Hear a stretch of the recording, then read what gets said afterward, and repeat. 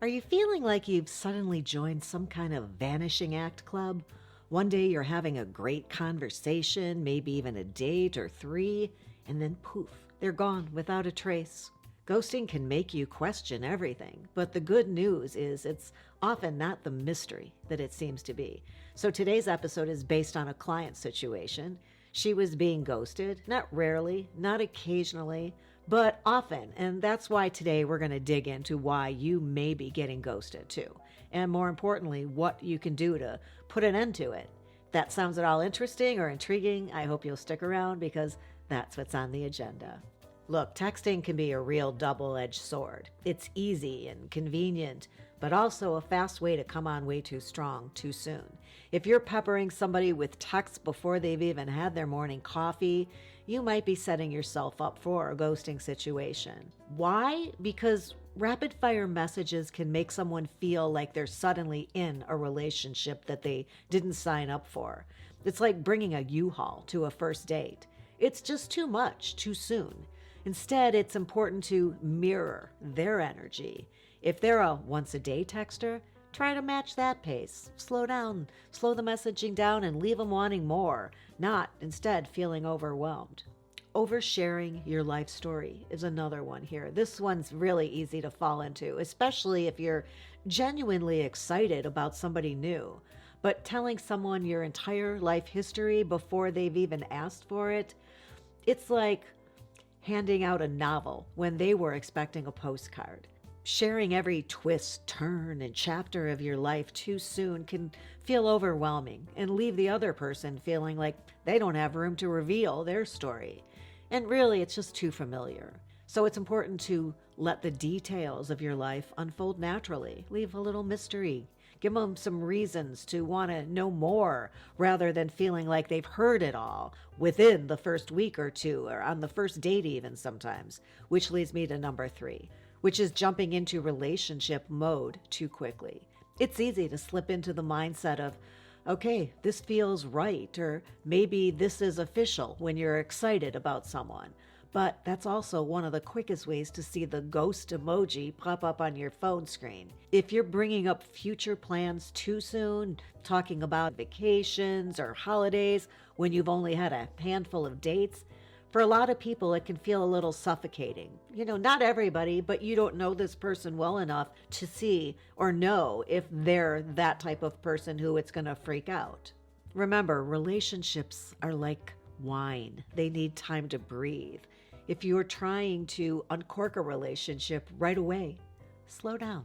Stay in the getting to know you phase a little bit longer and let them feel like they're choosing to invest in you also, rather than feeling pulled faster than they're comfortable with.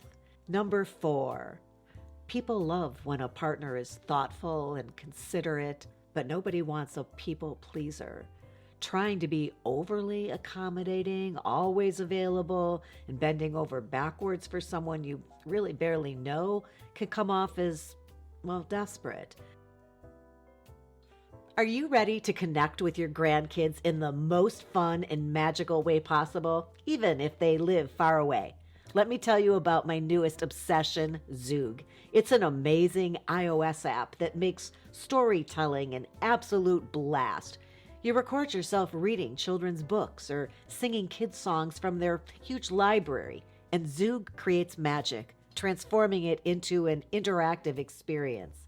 It's not just a recording. Zoog adds incredible face filters, props, sound effects, music, animated backgrounds. They just bring the whole story to life. Imagine making your grandkids laugh as you float in space, swim in the ocean, or show up as all 3 of the 3 little pigs. With Zoog, it's like you're starring in your own little Saturday morning kids show. And the best part?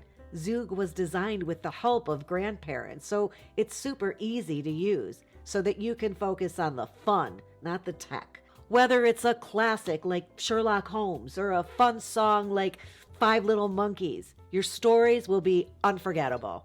And I'm thrilled to share with you that I've secured an exclusive 30% discount just for you. All you have to do is click the link in the description box below, and then the record button, obviously. Oh, and then the send button. You got to send it to the kids. Don't wait. Let the fun begin.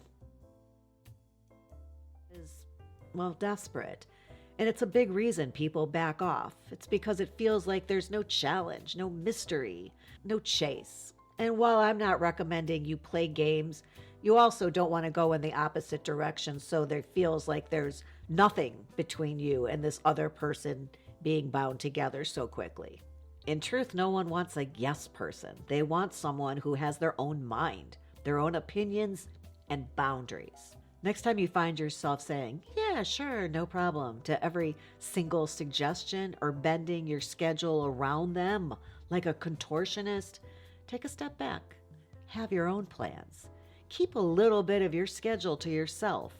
Boundaries aren't just healthy, they're attractive. Number 5.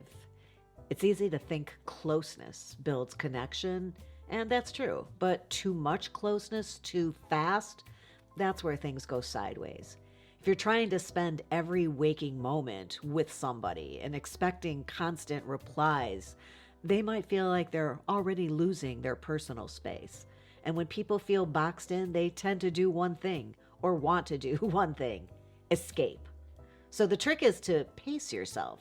Make time to do your own thing, have your own interests, and show them that you have a life outside of dating, and let them come to you as much as you're coming to them. A little bit of distance can create just the right amount of intrigue.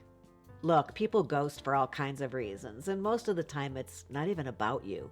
Sometimes they're just not ready. Sometimes they don't have the communication skills to say, hey, I'm really just not feeling this. But if every ghosting experience leaves you questioning your entire self-worth, that's going to hurt you a lot more than it's going to ever help you out. Plus, it's often obvious when someone's taking things personally. It can come off as needy or overly sensitive. Instead, try not to internalize every single ghosting as a personal failing, because it's not. Rejection's about timing, compatibility, or even just people's own issues. Remember, dating's as much about weeding out who isn't right for you as it is about finding who is right.